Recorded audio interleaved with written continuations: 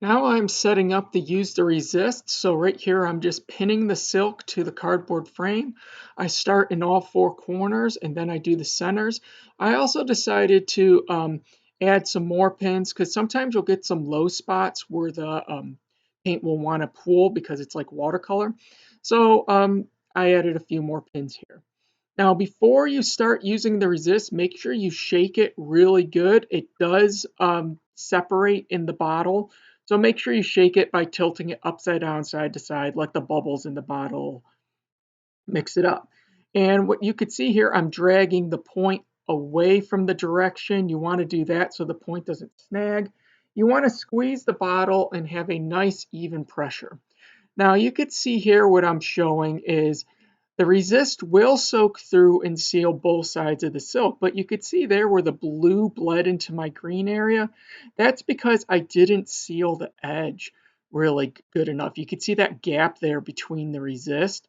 So you want to make sure not only do you have nice lines on all your pencil lines that you drew, but you also want to make sure you seal those edges so you don't get bleed throughs like I did in a few areas here. So as you're doing this resist, it's really difficult to get a nice straight line because of the nature of the liquid bleeding into the silk. So it is going to be a little fuzzy, a little wavy because the silk does move, and that's just the nature of this style of painting. Take your time.